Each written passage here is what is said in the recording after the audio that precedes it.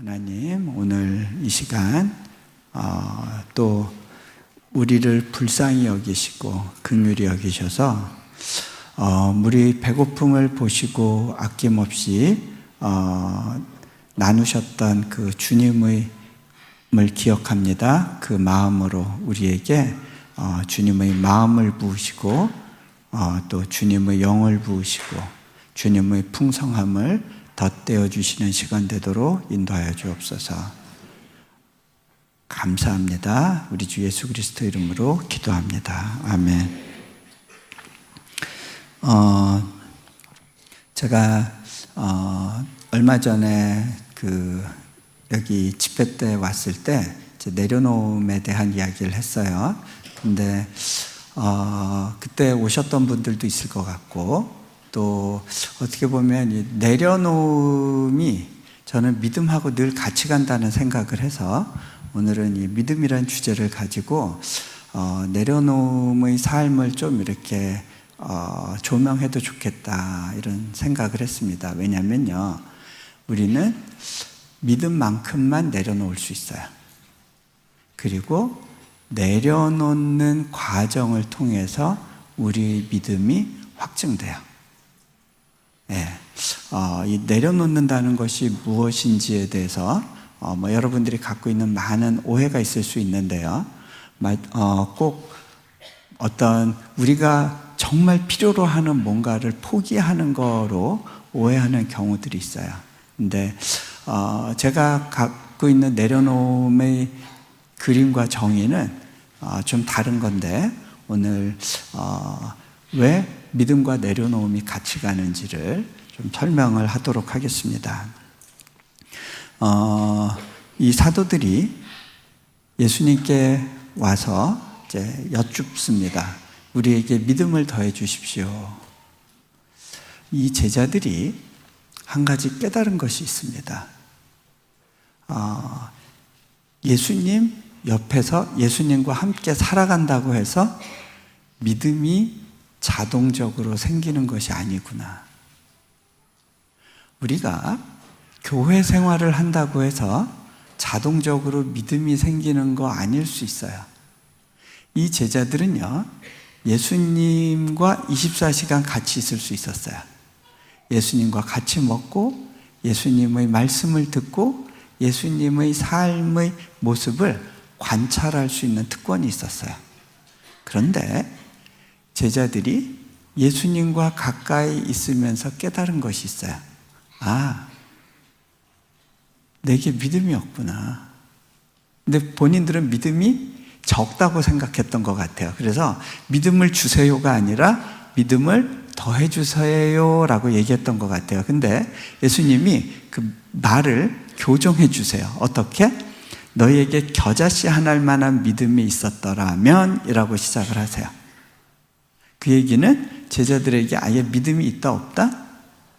믿음이 없다는 거예요.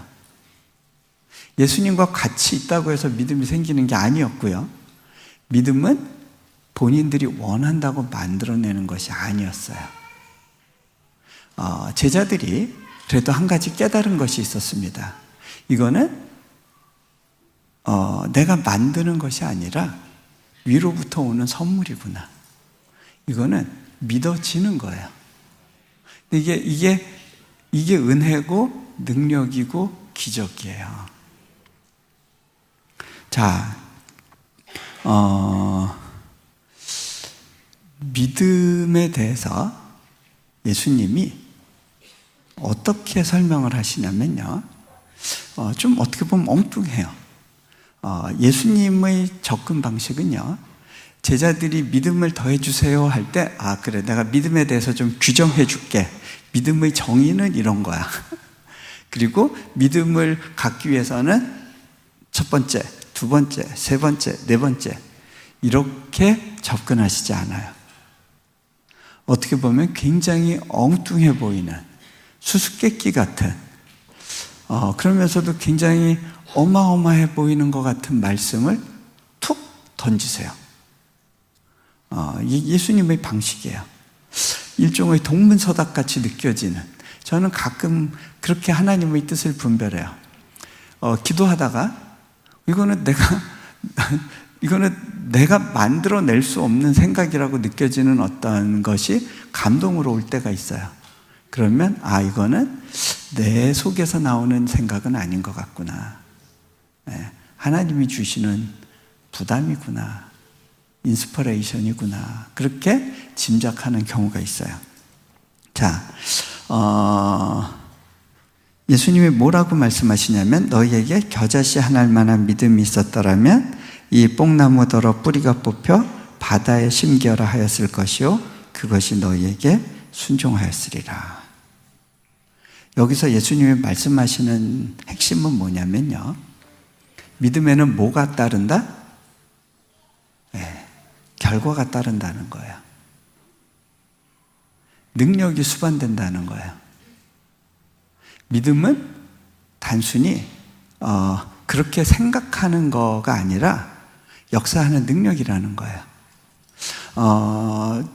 많은 분들이요, 믿음에 대해서 오해하는 것들이 있어요. 그건 뭐냐면 믿음을 지적인 동의하고 같은 걸로 생각을 해요. 예를 들어서 그래, 목사님 말씀 맞는 것 같아. 그래, 맞아. 야, 참 복음이라는 게 참 논리적으로 참 신묘막측하구나. 깨닫는 순간이 있어요. 근데요, 이 깨닫는 것이 믿음은 아니에요. 지적으로 맞아, 그렇구나. 아멘. 참 귀하죠. 근데 그게 믿음의 씨가 던져진 건지는 모르겠지만 믿음이 꽃이 피어진 건 아니에요. 자, 또 우리가 좋게 생각하자, 긍정적으로 생각하자, 그 좋게 결말이 날 거야 라고 이제 희망적인 생각을 할 때가 있어요. 그거를 믿음으로 우리가 적당히 이렇게 분식한다 그럴까요? 이렇게 믿음인 것처럼 포장할 수가 있는데 그거는 믿음하고 다른 거예요. 소위 그 포지티브 띵킹이라는 거, 좋은 거예요. 좋은 거지만 그게 믿음은 아닐 수 있어요. 믿음은 다른 뿌리예요. 이거는 구체적으로 역사하는 능력이에요. 하나님을 경험하는 통로예요. 우리는 믿음을 통해서만 하나님과 관계 맺어지고 하나님을 경험할 수 있게 돼요. 그 과정에서 하나님의 능력이 임해요. 그때 이 겨자씨 하나일 만한 믿음으로도 뽕나무가 뿌리 뽑혀 바다에 던지어지라 명령할 수 있고 그것이 이루어진다는 거예요. 좀 도전이 되죠. 자, 근데 믿음이 역사하는 능력이라는 거는 우리가 일상의 삶에서도 우리가 경험적으로 설명할 수 있을 것 같아요. 제가 한 가지 예를 들어 드릴게요. 저희 집에 그 아이가 넷이 있어요. 근데 이제 셋째하고 넷째는 아직도 좀 어립니다. 지금 셋째가 초등학생이고 넷째가 이제 유치원에서 막 초등학교로 이제 입학을 했어요. 큰 아이는 대학 다니고 있고 좀 띄엄띄엄 있어요. 그런데 이 아내가 이제 40 중반대 이 막둥이를 낳는데 이 막둥이가 태어나서 바로 인도네시아로 들어오면서 저희 집 셋째한테 굉장한 충격이 있었어요. 자기가 그 소중하게 생각하는 것들이 많았던 땅을 떠나서 잠깐 빠이빠이 한다고 생각했는데 다시는 그곳으로 이제 못 돌아가고 이제 인도네시아라는 새로운 환경에 왔는데 엄마의 품에는 자신의 경쟁자, 자기가 그 막내로서의 어떤 특별한 지위를 누리고 있다가 그 지위를 뺏기는 상황 가운데 들어가면서 굉장히 이렇게 분노를 표출하기 시작했어요. 특별히 언제 어려웠냐면 이제 예배드리러 교회 갈 때 저희 아내가 다시 이제 한인교회를 다니게 되면서 그 소위 아내는 통곡의 벽이라고 불리우는, 통곡의 방이라고 불리우는 잠옷실로 들어가야 되는데 예, 그래서 15년 갇혀서 예배 드렸어요. 예, 근데 잊어버릴만 하면 또 들어가고 또 들어가고 근데 아이를 둘을 같이 동시에 데리고 들어가서는 설교에 집중이 안 되니까 이제 셋째를 떼놓으려고 이제 유아부나 영아부 이렇게 맡기려고 그러면 애가 이제 뒤집어지는 거예요. 엄마랑 이 동생이랑 짝짝꿍하고 뭘 할지 모르는 거예요. 불안하니까 떼를 쓰고 우는데 그때 아이가 알아요. 이 교회에서 울고불고하면 엄마 아빠가 꼼짝 못한다는 거. 네, 그래도 좀 잘 알려진 선교사로서 우아하게 신앙생활 하는 모습을 보여주고 싶었는데 이 셋째가 안 도와주는 거예요. 울고불고 떼를 쓰면요 막 뒤집어지는데 막 저도 그렇고 아내도 그렇고 얼굴이 창백하게 바뀌어요. 근데 얘 좀 달래보겠다고 이제 어느 장로님이 사탕 같은 거 이렇게 앵겨주려고 그러면 그거를 막 면전에서 집어 던지고요 떼굴떼굴 굴렀어요. 이용규 선교사네 셋째 성격 더럽다. 네, 교회 소문이 다 났어요. 네, 제가요 그때 많이 회개했는데 저희 첫째하고 둘째는 굉장히 순응하고 순종적이었기 때문에 심지어는 이 어린애들을 데리고 오페라 공연을 보러 가서 끝까지 있을 수가 있었어요. 예, 그 정도로 애들이 잘 이렇게 엄마 아빠의 말에 반응을 해줬기 때문에 교회에서 이렇게 우는 애들에 대한 이해가 부족했던 것 같아요. 그래서 이렇게 누가 막 울고 떼쓰고 그러면 부모가 누구길래 부모 얼굴을 봤어요. 근데 제가 그 교만을 굉장히 많이 회개했어요. 그게 부모 문제가 아니더라고요. 애마다 달라요. 타고나는 거예요. 예. 자, 제가 그런 시기를 보내고 있었는데 한 번은 이제 한국에 나와서 이제 초청받은 집회에서 말씀을 전할 때였는데 제 핸드폰에 카톡 메시지가 막 와서 쌓이는 거예요. 이거 뭐야? 보니까 주로 어떤 메시지들이 오느냐면 악마 얼굴, 뭐 썩난 얼굴 이런 것들이 막 오는데 아내 이름으로 와요. 이거 우리 집 셋째가 보낸 거구나. 엄마 핸드폰 이용해서 아빠한테 메시지를 보내는구나. 근데 이 보내는 게 악마 얼굴, 썩난 얼굴, 그 다음에 권총 이런 게 오는 거예요. 너 죽어 이런 거죠. 예. 이 지금 뭐 하는 거예요? 애가 나 힘들어, 나 좀 봐줘 이런 거잖아요. 제가 그거를 보고요 그 두고 온 애에 대한 마음 아픔이 있었어요. 하나님, 제가 애 옆에 있어줘야 되는데 저는 와서 지금 다른 애 챙기고 있습니다. 우리 애 어떻게 해요? 이제 그런 마음으로 이제 제가 말씀을 전했는데 또 끝나고 보니까 비슷한 메시지가 수북하게 와 있는 거예요. 네. 아픈 마음으로 이제 기도하면서 이제 일정을 마치고 제가 이제 집으로 돌아갔어요. 저희 그 인도네시아 집으로 돌아가서 처음으로 제가 누구를 찾았겠어요? 네, 저희 셋째. 보통은 제가 누구를 찾냐면 이제 아내를 먼저 찾아요. 아이들은 여럿이지만 아내는 하나니까. 근데 보통 그런데 그때는요 제가 셋째한테 먼저 달려갔어요. 왜 그럴까요? 제 손가락 중에 아픈 손가락이 있으면 그 손가락이 제일 강하게 느껴져요. 그 손가락만 있는 것 같아요. 그죠? 저에게 있어서 아픈 손가락이 셋째였어요. 아이한테 이렇게 물었어요. 하연아, 너 아빠한테 카톡 많이 보냈더라? 아빠가 그거 보고 처음에 굉장히 반가웠는데 근데 보니까 거기에 하트는 하나도 없더라. 아빠한테 하트도 보내주고 그러면 안 될까? 그랬더니 아이가 아주 그냥 도끼 눈을 하면서 제가 아이한테 또 이야기했어요. 하연아, 근데 있잖아, 네가 암만 나쁜 메시지 보내도 아빠는 끄떡없어. 아빠는 여전히 하연이를 사랑해. 아빠는 하연이가 제일 보고 싶었어.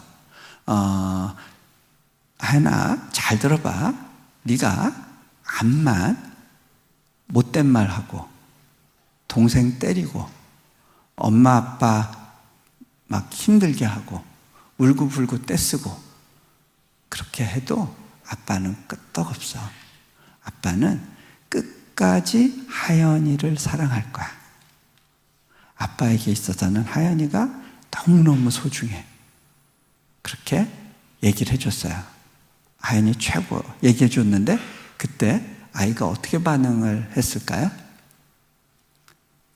갑자기 귀를 막고요, 앙 하더니 도망가 버렸어요.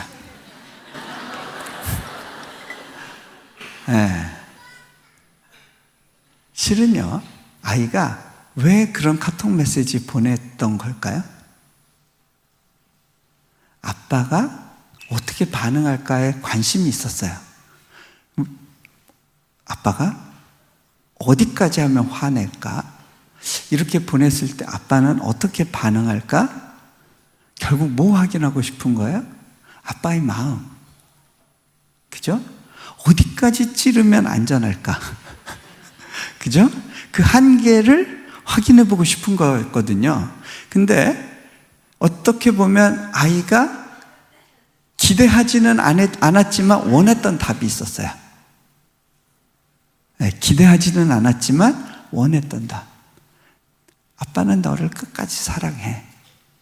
그런데 그 말이 들렸을 때, 듣고 싶었던 말이 들렸을 때 아이는 귀를 막고 도망갔어요. 그게 우리 비극이에요. 우리는 하나님께 듣고 싶은 말이 있어요. 그런데요, 정작 들려도 안 믿어져요. 얘기해줘도 못 믿겠어요. 그게 우리의 비극이에요. 자, 근데요, 제가 그때 결심했었어요. 두고 봐라. 아빠가 두고두고 그 얘기 계속 해줄 거야. 결심했어요. 누가 이기나 보자. 그러고요, 시도 때도 없이 아이하고 부딪히면, 하연아, 아빠가 하연이 사랑해. 너무너무 사랑해. 그러면 아이는 귀를 막고요, 도망 다녀요. 계속 그렇게 찾아가고 도망가고 찾아가고 도망가고 한 4, 5일을 그렇게 했던 것 같아요. 그러다 이제 교회 가는 날이 됐습니다. 이제 주일날 아침에 같이 교회 가니까 차 안에 갇혀 있잖아요. 도망 못 가죠. 제가 아이한테 또 마침 넷째가 자주니까 마음 편하게 할 수 있어요. 아이한테 하연아, 하연이 최고. 아빠는 하연이 너무너무 사랑해. 그랬더니 아이가 아빠, 이제 나 그거 알거든요? 그러는 거예요. 너 어떻게 알았어? 아빠가 계속 얘기해 줬잖아요. 근데 제가 그때 딱 스치고 지나가는 성경 구절이 있었어요. 믿음은 들음에서 나며. 그죠? 일단 많이 듣는 게 중요하더라고요. 많이 듣다 보니까 귀에서 튕겨나가던 그 말이 어느 순간 그래, 그런 것 같아. 그럴지도 몰라. 그렇겠구나. 마음에 담긴 거예요. 이제 자기 안 돼요. 근데 그 시기에 보니까 아이가 바뀌었어요. 어떻게 바뀌었느냐? 첫 번째로요, 어느 날 아이한테서 또 폭풍 카톡이 왔어요. 근데 그 카톡 보니까 하트가 막 한 20개, 웃는 얼굴 왕창, 그 다음에 생일 케이크, 권총 대신에 네, 생일 케이크 만큼 해가지고 이렇게 전달이 됐어요. 제가 그거를 보고 있었는데 아이가 글자를 보냈어요. 얘가 언제 글씨 배웠지? 아빠한테 그 글씨 쓰려고 엄마한테 이제 글자를 배운 거예요. 뭐라고 배웠냐? 얘가 한글을 하나하나 쓰는 법을 배워서 그걸 가지고 자판 확인하면서 하나하나 타자를 쳤는데, 아빠 나 하연인데 사랑해요. 제가 그 표현을 보면서 굉장히 감동을 했어요. 근데 그 시기에 아이를 보니까 아이가 바뀌고 있다는 거가 느껴졌어요. 첫 번째로, 아이가 예전에 엄마 아빠하고 빠이빠이를 못했어요. 유치원을 그렇게 안 가려고 해가지고 유치원 앞에까지 엄마가 데리고 갔다가 떼놀 때마다 그렇게 울고불고 떼를 쓰고 그래가지고 많이 엄마한테 두들겨 맞았거든요. 너 왜 이러니? 그러면서. 근데 아이가 엄마 빠이, 아빠 빠이 하고 헤어지는 거예요. 교회에서 더 이상 영아부, 유치부 갈 때 울질 않아요. 엄마 빠이 하고 가요. 그리고 그렇게 엄마 아빠 떨어지기 싫어하던 아이가 자기가 잠시라도 태권도 배우고 싶대요. 그 태권도장에서 운영하는 차를 타고 가요. 그런 애가 아니었는데 그게 어떻게 가능했냐? 이제는 엄마 아빠 떨어져도 안심이 되는 거예요. 옛날에는 엄마 아빠가 자기 떨어뜨려 놓고 동생하고 무슨 짓 할지 모르는 거거든요. 그리고 이게 엄마가 다시 데리러 오는 게 믿어지지가 않은 거예요. 왜? 엄마의 마음에 대해서 확신이 없으니까. 그런데 엄마 아빠가 사랑한다는 그 마음이 이제 전이가 되고 나니까 떨어져도 괜찮은 거예요. 잠시 안 봐도 괜찮은 거예요. 기다려지는 거예요. 그게 한 가지 변화고요. 두 번째 변화, 동생을 때리는 횟수가 좀 줄더라고요. 아예 안 때리는 날은 아직도 오지 않았는데 여전히 싸우는데, 근데 옛날에는 하루에도 몇 번씩 막 엄마 몰래 막 때리고 꼬집고 그랬다면 이제는 그 인터벌이 길어지는 거예요.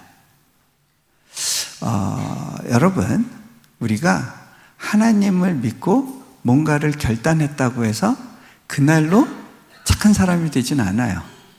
그죠? 어떤 성화가 바로 시작되는 건 아니에요. 그런데 뭐가 달라지냐면요, 점점 거룩의 방향으로 변화가 시작된다는 거예요. 실은 그게 믿음이에요. 믿음은 변화를 수반해요. 그리고 이거는 내가 믿기로 결단해서 되는 게 아니라 믿어줘야 되는 거예요. 선물이에요. 자,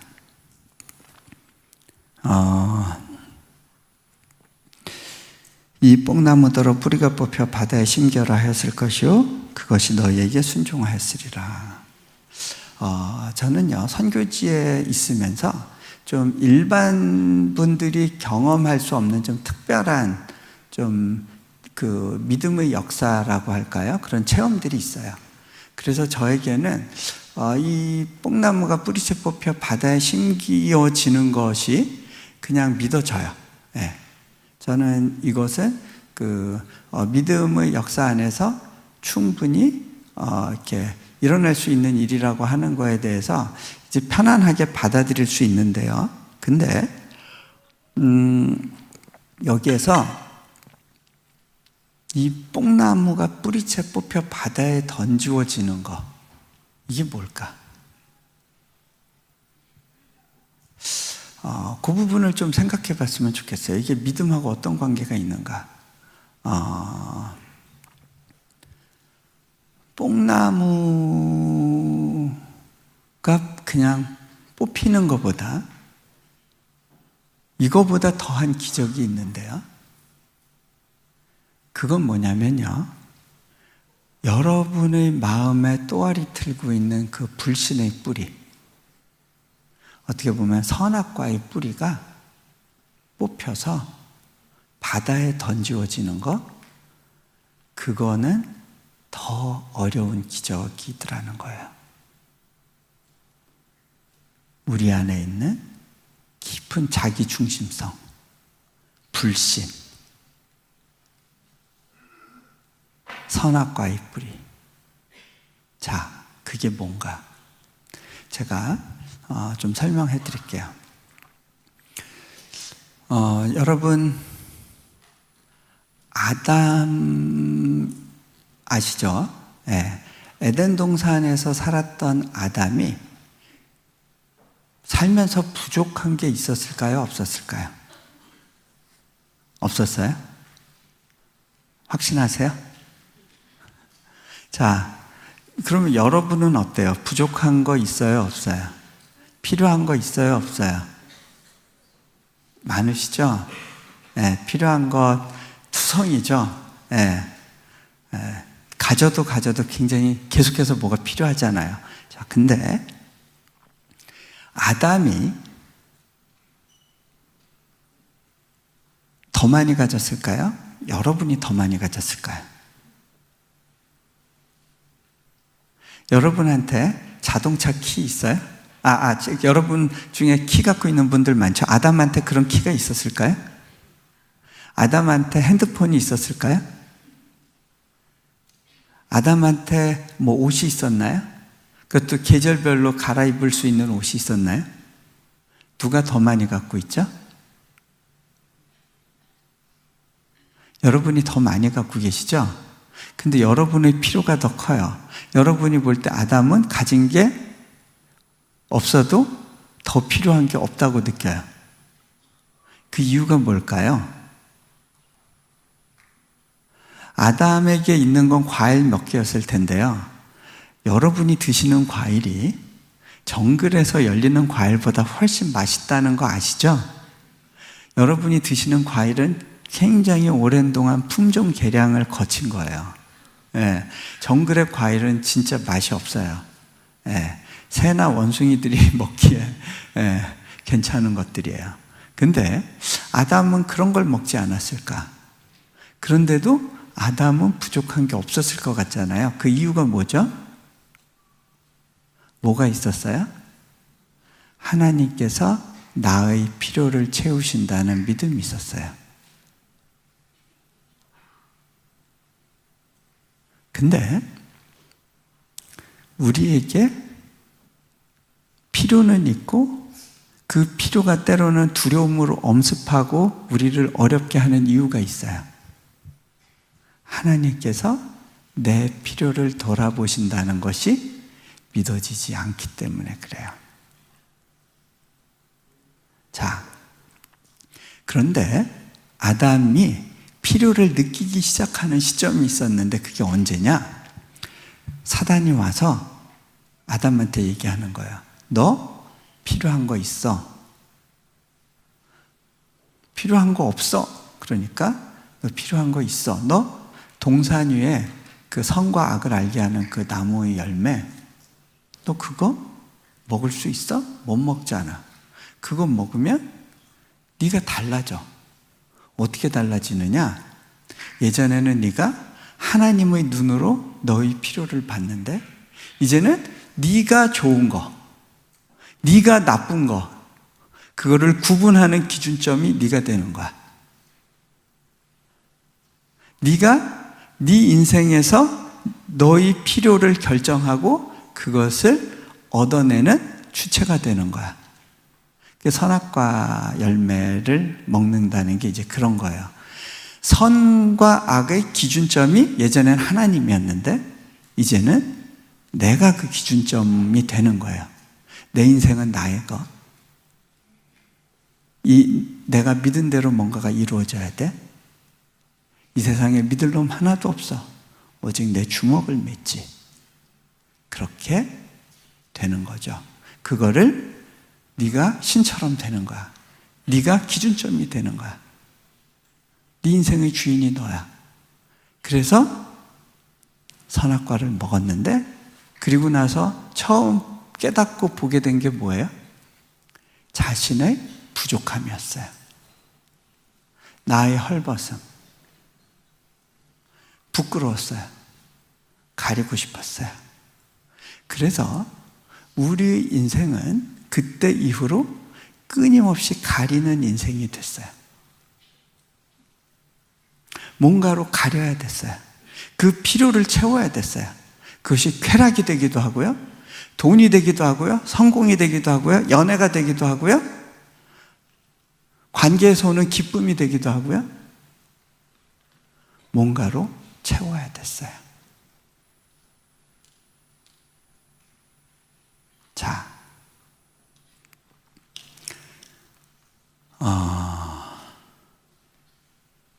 이 자기를 가리려고 무화과 나무 잎으로 어떻게 해봤어요. 그런데 그거는 언젠가 말라버려요. 그럼 또 다른 걸로 가려야 돼요. 심지어는요, 우리는 교회에서도요, 우리의 헌신으로 우리의 믿음 없음을 가리려고 할 때가 있어요. 내가 그래도 괜찮은 사람, 신앙 나쁘지 않은 사람으로 보이고자 하는 수많은 장치들을 개발하게 돼요. 근데 그거는 믿음하고 무관한 것일 수 있어요. 자,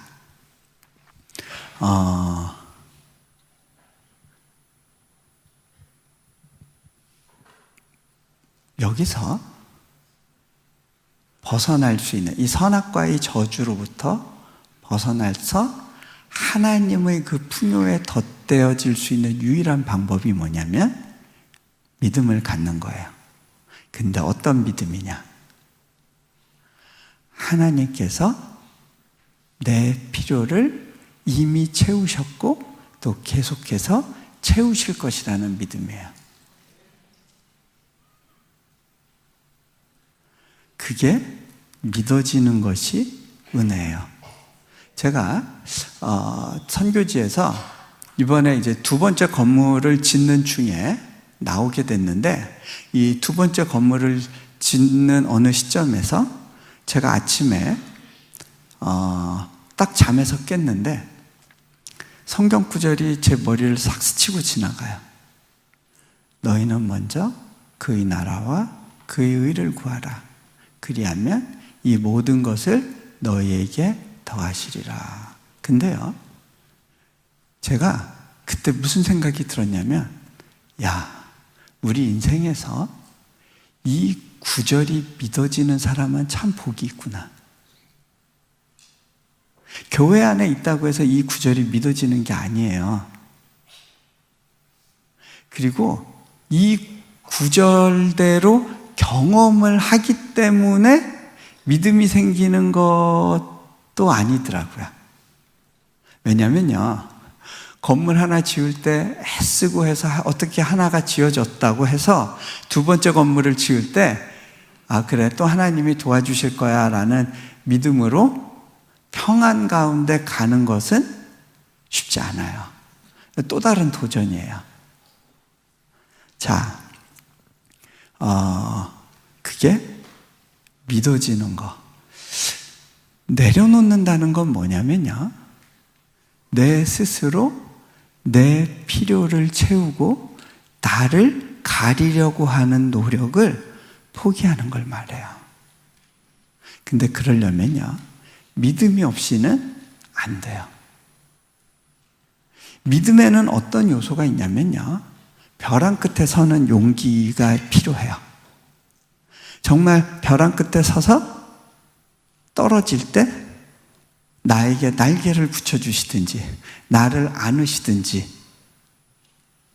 나를 바람으로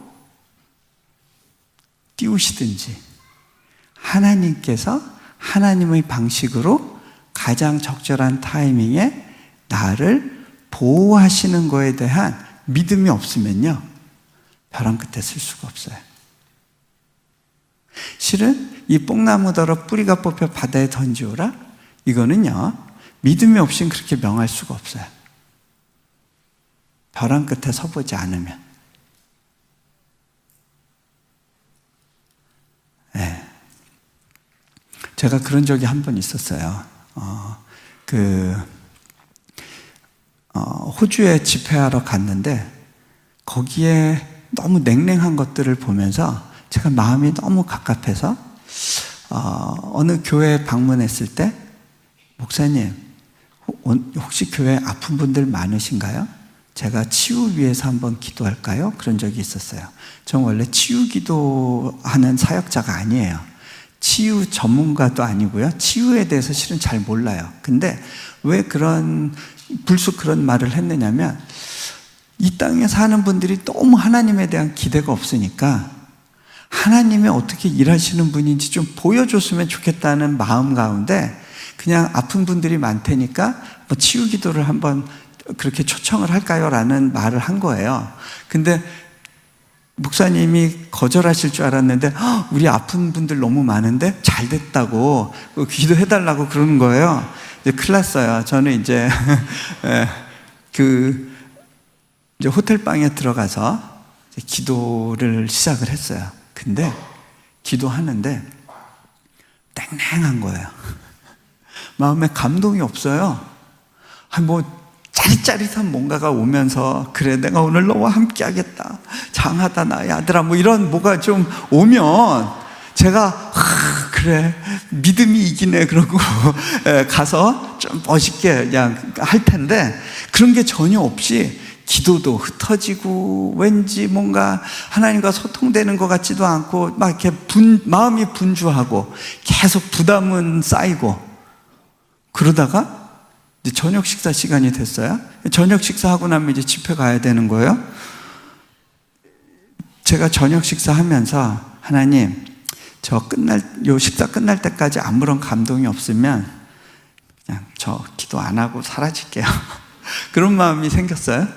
그래서 그 말씀을 전할 때 믿음과 관련된 내용이 아닌 이제 다른 내용으로 설교하고, 그러고서 들어가서 자리에 앉으려고 했는데 그 담임 목사님이 저쪽에서 치유기도 어떻게 됐어요?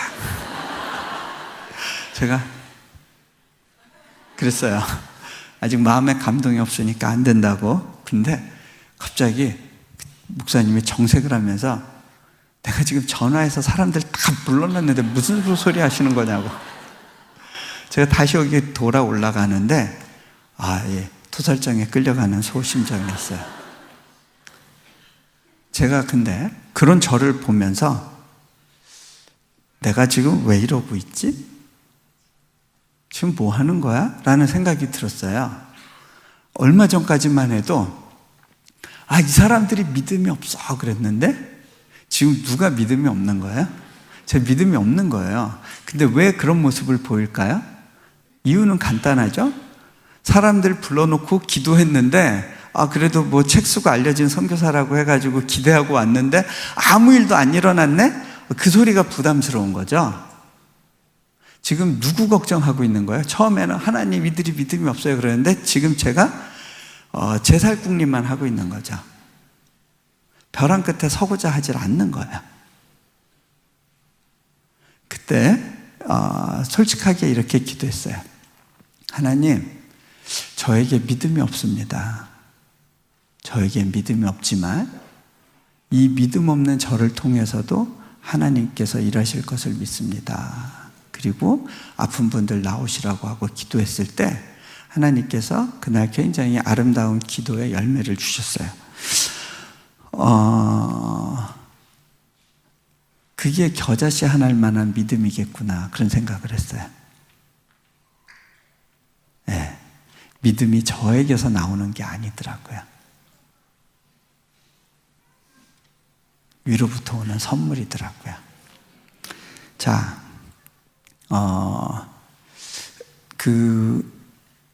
나의 필요를 하나님께 맡긴다는 게 뭐냐? 그것만 좀 제가 간단히 설명을 해드릴게요. 그리고 뒷부분으로 가서 좀 정리를 하죠.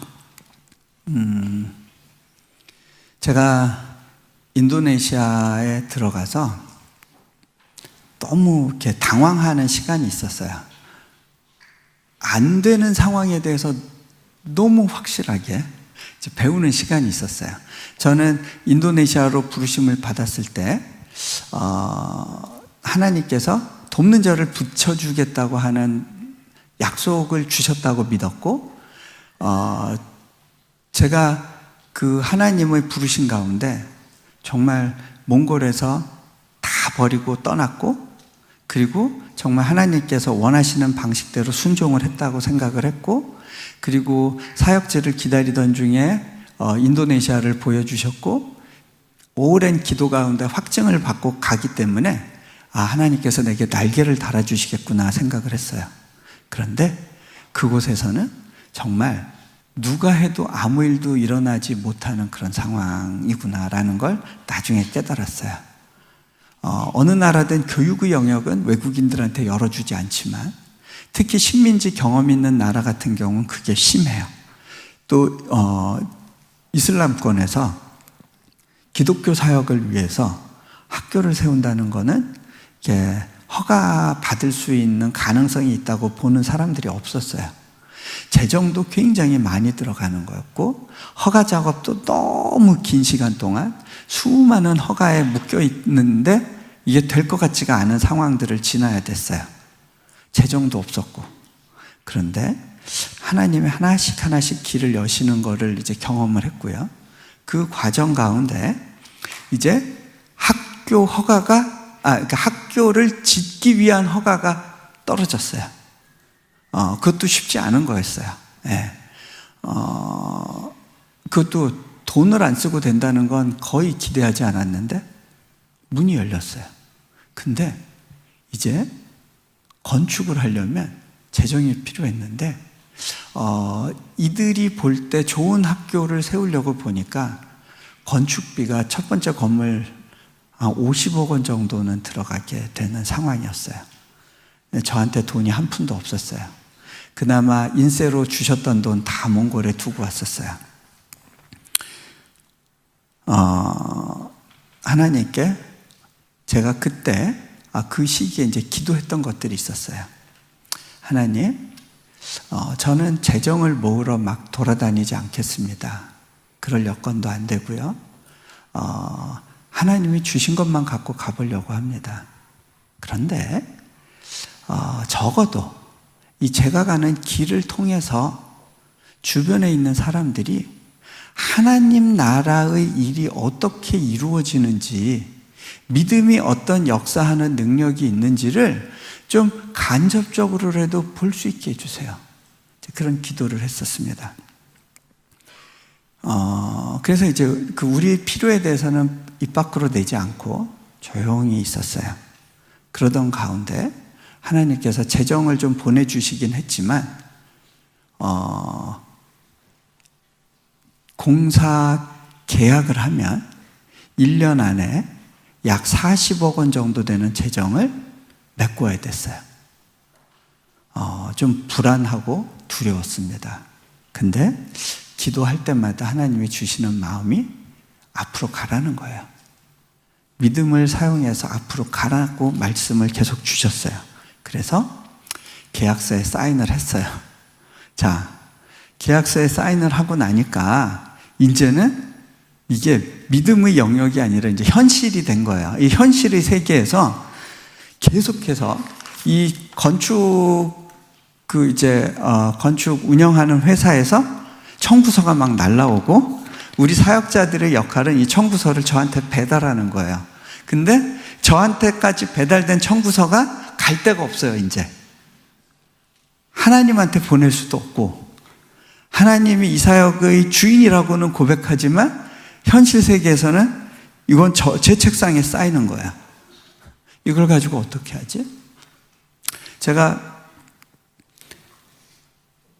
어느 날은 굉장히 낙담이 되면서 이제 앞으로 재정 지출 뭐 이렇게 개요해가지고 이렇게 우리 재정팀에서 이렇게 뭘 보내왔는데 그걸 보니까 몇 월까지 뭐가 필요하고 몇 월까지 뭐가 필요하고 하는데 한숨이 나오더라고요. 제가 하나님, 저는 올해가 시작된 게 너무너무 괴로워요. 올해의 끝을 생각하고 싶지 않아요. 저 크리스마스도 기대가 안 돼요. 제발 크리스마스가 늦게 안 왔으면 좋겠어요. 제가 혼자 그런 넋두리를 했어요. 그랬는데 그때 하나님께서 제 마음 가운데 이런 말씀을 들려주신다고 느꼈어요. 너 기왕이면 그 부담 가운데에서라도 좀 웃으면서 가줄 수 없겠니? 좀 기쁘게 가줄 수 없겠니? 여러분 40억 빚지고 좀 기쁘게 가져요? 기쁘게 살 수 있겠어요? 근데 하나님의 도전은 그거예요. 근데 제가 그때 문득 이렇게 깨달아지는 것들이 있었어요. 뭐냐면 하나님께서 나를 인도네시아에 보내신 이유가 늘 돈 걱정하면서 없어요 하나님 언제 주실 거예요? 울면서 그 기도하면서 그 세월을 채우라고 하신 건 아닐 거란 생각이 들었어요. 학교의 필요는 계속 있을 거고 건축은 앞으로 계속될 거고 항상 재정이 채워져서 움직이지는 않을 거고, 그렇죠? 뭘 가지고 시작하지는 않을 텐데 그 상황 가운데 나를 보내신 것이 맞다면 하나님의 나를 향한 계획이 여기서 울다 지쳐 쓰러지는 게 아닐 거라는 거를 딱 깨달음이 오는 거예요. 나는 너를 여기에 보낸 이유가 네가 기쁘게 나를 경험하라고 보낸 거야. 그렇죠? 하나님께서 여러분을 이 땅의 전투 속에 두신 이유가 하나님 언제까지 안 도와주실 거예요? 울면서 그냥 오늘은 이게 필요해서 울고 내일은 저게 필요해서 울고, 그죠? 젊어서는 취업을 위해서 울고 좀 지나선 결혼을 위해서 울고 그 다음에 육아를 위해서 울고 그러다가 이제 노후 준비를 위해서 울고, 그러라고 보내신 게 아니잖아요. 그게 오더라고요. 하나님 웃으면서 가보라고요? 그러죠 뭐. 근데 여러분 재밌는 건요, 내가 결단한다고 해서 내가 나를 기쁘게 못 바꿔요. 그런데 하나님께서 감동 가운데 주시는 도전에 대해서 네 알겠어요 하고 손 내밀면 그렇게 믿음의 반응으로 사라진다는 것을 배웠어요. 저는 원래 이렇게 염세주의 쪽이 강해요. 좀 우울 기질이 있어요. 그런데 제 얼굴 보세요. 막 고생에 찌들고 뭐 이렇게 막 돈에 찌들어서 사는 사람 같아 보이진 않죠? 제가 말라 보이긴 할 텐데 그게 못 먹어서 그런 게 아니고 관리해서 그런 거예요. 자, 굶을 거는 걱정 안 해도 돼요. 여러분, 한 50억 빚이 있잖아요. 굶을 건 걱정이 안 돼요. 그 사라져요. 근데 그때 제가 그렇게 결단을 하고 난 다음에 정말 기쁘게 살아봤는데요. 집에 오면 애들하고 열심히 놀아주고요.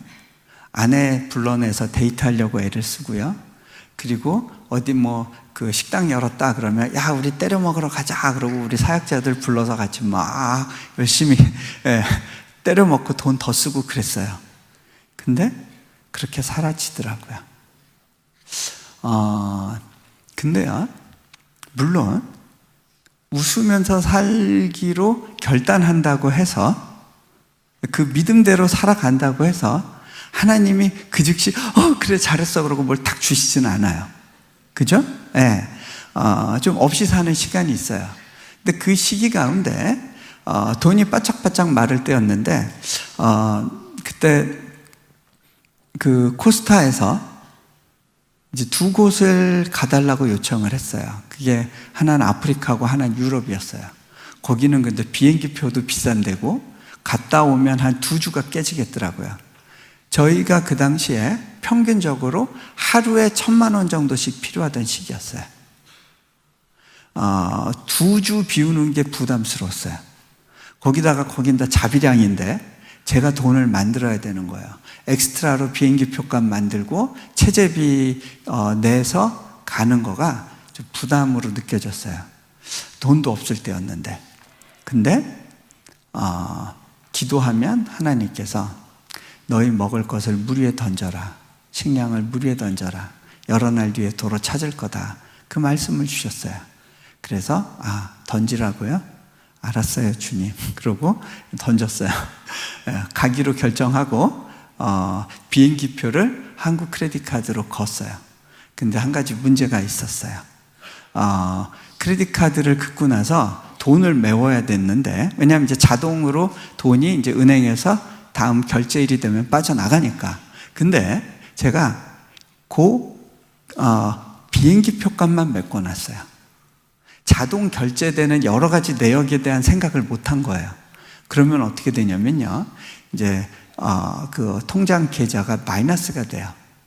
뭐 마이너스 될 수도 있지 않아? 라고 생각하실지 모르겠지만 저한테는 그게 문제가 돼요.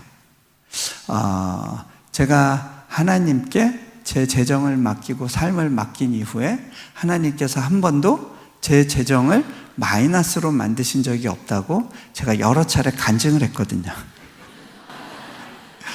이게 제 문제가 아니라 이제 하나님 문제가 되는 거예요.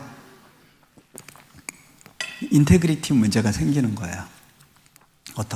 전 몰랐죠. 알았으면 제가 하나님 얼굴에 먹칠할 수 없지 그러고 어떤 식으로든 메꿔놨겠죠. 근데 모르고 있었어요.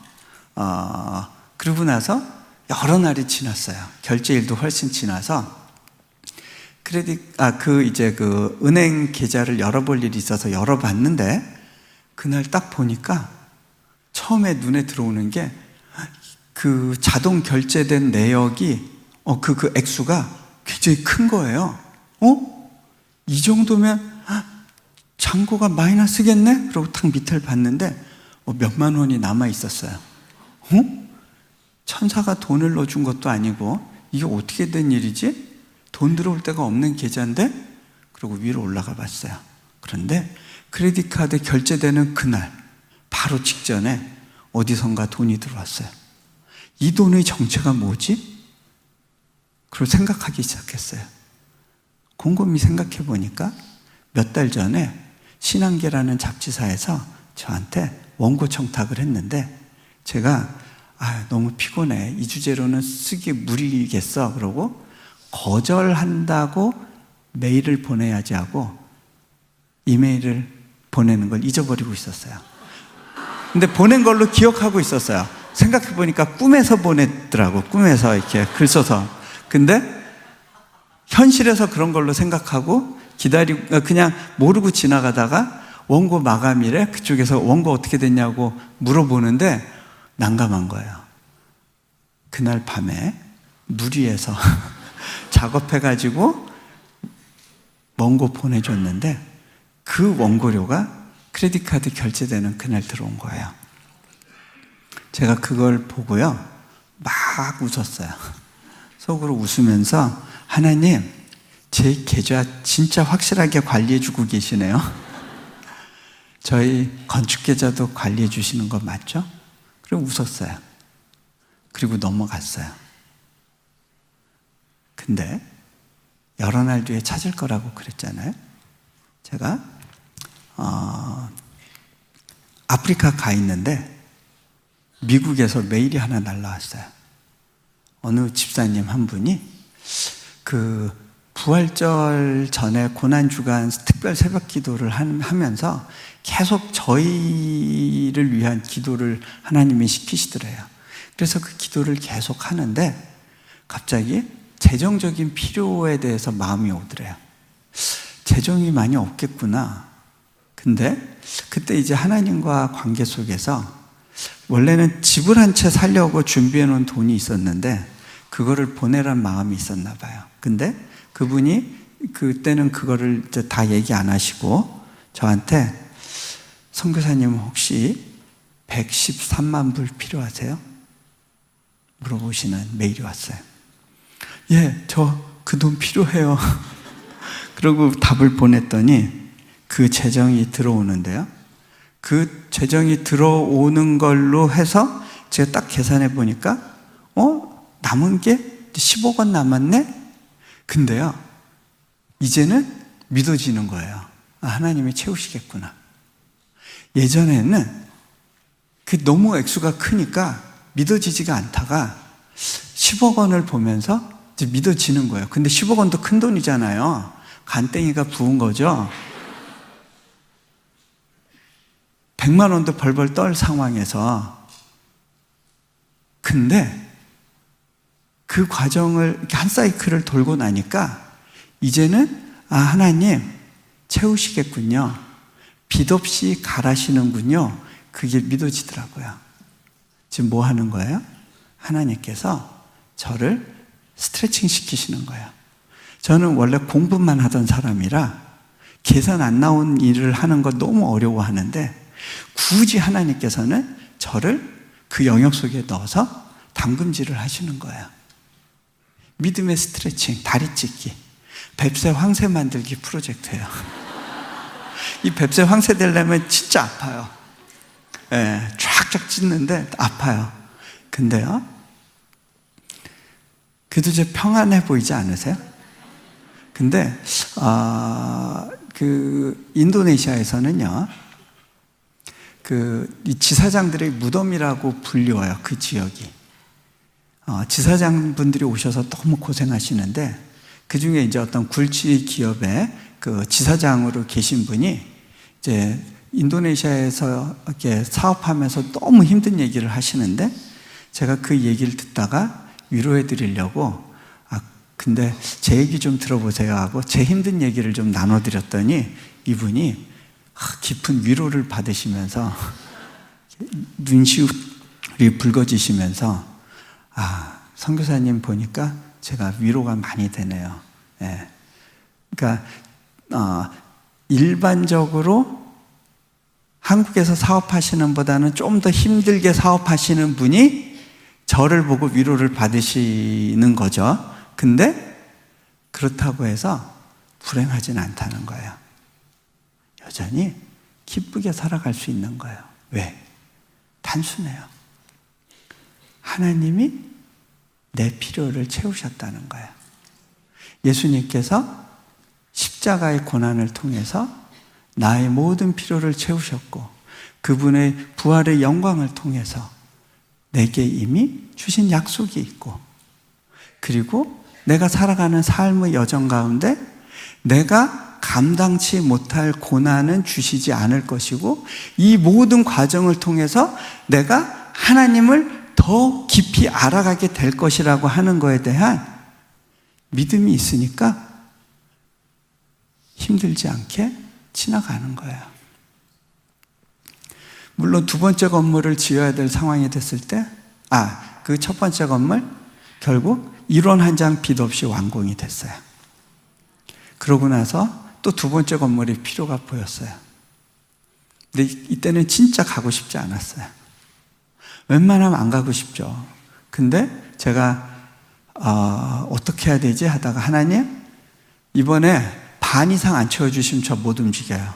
그리고 우리 사역자들한테 우리 이 계획 무기한 연기합니다. 안 채워주시면 안 움직입니다 하고 제가 외부에 일정 갔는데 또 메일이 하나 날라왔어요. 카나다에 계신 어느 권사님이 당신이 그 홀로 되신 분인데 집이 두 채가 있는데 그 한 채의 그 렌트에 의지해서 사시는 분인데 하나님께서 그거 팔아서 선교비로 보내는 거에 대해서 도전을 주시더래요. 근데 하나님께 기도하면서 확인을 했는데 자신에게만 주시는 확실한 방법으로 사인을 주시더래요. 거기 그렇게 쓰셨어요. 이거 헌금하고 싶은데 제게 그런 믿음이 있습니다. 사후 대책만 확실하면 노후 대책은 그렇게 중요한 문제가 아니라고 생각합니다. 제가 오늘 이 이야기를 나누는 건요, 뭐 헌금하라는 얘기도 아니고요, 뭐 노후 대책 필요 없다고 얘기하는 것도 아니에요. 오해하지 마세요. 하나님이 나의 필요를 채우신다는 믿음 가운데 살아가는 삶이 어떤 것인가를 여러분들한테 보여주는 거예요. 그렇게 살아도 안 죽어요. 안 망해요. 믿음을 따라 살아도 안 망해요. 안 죽어요. 근데 그것을 경험하고 고백하면서 살아가는 삶이 있어요. 근데 그게 복이더라고요. 여러분이 뭘 가지면 안심할 것 같으세요? 아니요. 아무리 가져도 그걸 통해서 우리가 안정감을 누리지 못해요. 이 세상 것으로는 우리의 그 큰 마음속에 있는 공백을 채울 수가 없어요. 근데 기독교적인 내려놓음은 내 잔이 넘치나이다라는 고백과 같이 가요. 그분으로 채워질 때 내게서부터 선한 것이 흘러나가기 시작하는 거예요. 제 아이가 아빠, 엄마의 사랑을 통해서 안정감을 누렸을 때 비로소 바뀌라고 이야기하지 않았어도 그 삶에서 풍성한 것들이 조금씩 흘러나올 수 있었던 것처럼, 그게 믿음의 삶인 거예요.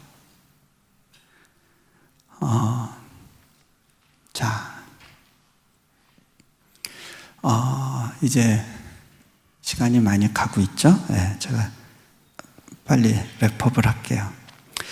이 뒷부분에 대해서 조금만 말씀을 드리고 마무리할게요. 여기 그 믿음에 대해서 예수님이 말씀하시고 난 다음에 종 이야기가 나와요. 이게 무슨 상관이 있는 걸까? 믿음하고 무슨 관계가 있는 걸까? 그 의문이 하나 있을 거고요. 여기 보면 너희 중에 누구에게 밭을 갈거나 양을 치거나 하는 종이 있어 밭에서 돌아오면 그대로 고도 앉아서 먹으라 말할 자가 있느냐? 좀 왠지 하나님이 우리를 하대하시는 듯한 느낌? 좀 약간 불편할 수도 있을지 모르겠어요. 명한 대로 하였다고 종에게 감사하겠느냐? 네, 이 구절 하나하나 이렇게 씹어보면 굉장히 깊은 것들이 있는데요. 근데 오늘 제가 한 구절만 이야기할게요. 그 구절은 뭐냐면, 도리어 그더러 내 먹을 것을 준비하고 띠를 띠고 내가 먹고 마시는 동안에 수종 들고 너는 그 후에 먹고 마시라 하지 않겠느냐. 이게 믿음이에요. 자, 무슨 얘기냐면요, 여기서 수종 들고라고 하죠. 이 수종 든다는 거, 영어 성경에 보면 wait on me 이렇게 돼 있어요. wait on me라는 거는 이제 wait on 그럴 때 그거는 대접한다는 뜻도 있고요. 근데 분위기적으로 이 뉘앙스가 기다린다는 뉘앙스도 있고요. 계속해서 주목하고 바라본다는 뜻이 있어요. 주목하고 바라보고 기다리고 그분을 섬기는 거가 믿음하고 연결이 돼 있어요. 자, 근데 뭐 하기 전에? 내가 먹고 마실 것을 준비하기 전에. 이게 벼랑 끝에 서는 거고요. 번지 점프하는 거예요.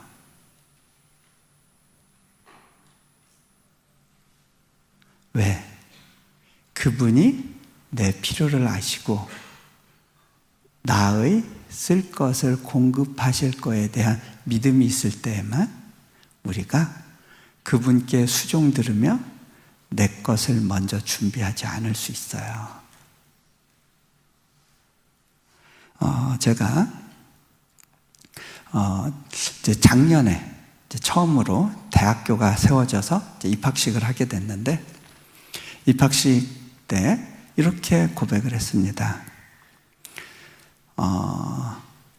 많은 분들이 이 사역은 불가능하다고 봤습니다. 제가 볼 때도 이것은 미션 임파서블이었습니다. 그런데 그래도 제가 갈 수 있었던 이유는, 이 길을 갈 수 있었던 이유는, 저는 성공의 가능성을 찾지 않았습니다. 그저 하나님이 부르신 자리에 머물러 있으려 했을 뿐입니다. 그리고 그분만을 바라보았습니다. 제가 인도네시아에서 정말 사역이 여긴 될 수 없다고 느껴졌고, 하나님께서 제 몸의 건강이 급속도로 나빠지게 해서 사역이 불가능한 상황이 됐었고, 뭐 관계적인 면이나 여러 가지 면에서 기대했던 것들이 다 무너진다고 생각하는 어느 시점에서 제가 예배 가운데 있었는데, 그때 우리 젊은 청년들이 나와서 주 품에 품으소서 그 찬양을 부르더라고요. 근데 제가 그때 이런 넋두리를 했어요. 주님, 저도 좀 안아주시면 안 돼요? 저도 좀요. 제 마음 가운데 외로움과 왠지 허전함과 이거 내가 아닌 길을 가고 있는 거 아닌가라고 하는 어떤 질문들과, 하나님 앞으로 어떻게 되는 거예요? 뭐가 맞는 건지 모르겠어요. 여기에서 내가 주님을 찾을 때 제가 기대할 수 있는 게 뭘까요? 하는 그 여러 가지 질문과 복잡한 생각 가운데 제가 하나님께 그냥 고백했어요. 주님, 저도 좀 안아주시면 안 돼요? 근데 제 뒤편에서 푸드득 푸드득 푸드득 푸드득 날개치는 소리가 들린다고 느껴졌어요. 그분이 내게 아주 가까이 다가온다고 느꼈어요. 뒤에서부터 그분이 나를 안으신다고 느낄 때 제 눈에서 눈물이 막 떨어지더라고요. 남들 볼까봐 이렇게 눈물 닦고, 내가 좀 많이 힘들긴 힘들었구나. 정신 차리고 있으려고 했는데 속에선 계속 눈물이 터지더라고요. 그때 하나님께서 제게 물으신다고 느꼈어요. 네가 이 다람쥐 쳇바퀴 도는 삶 가운데 갇혀 있는 것 같고 아무런 돌파도 없는 것 같고, 이렇게 네가 가진 기회들을 다 쏟아버리고 낭비하는 것 같은 상황 가운데서라도 너 여전히 나로 인해서 만족할 수 있겠니? 제가 정말 진심으로 이렇게 고백할 수 있었어요. 주님, 저 이것만으로 충분해요. 주님의 안아주시는 것, 이것만으로 충분해요. 그 고백이 저를 그 자리에 여전히 머물러 있을 수 있게 했고, 하나님의 특별한 역사하심을 경험하게 했고, 내 안에 또아리 들고 있던 그 선악과의 뿌리가 뽑히어서 바다에 던지우는 기적이 무엇인지를 보게 되더라고요.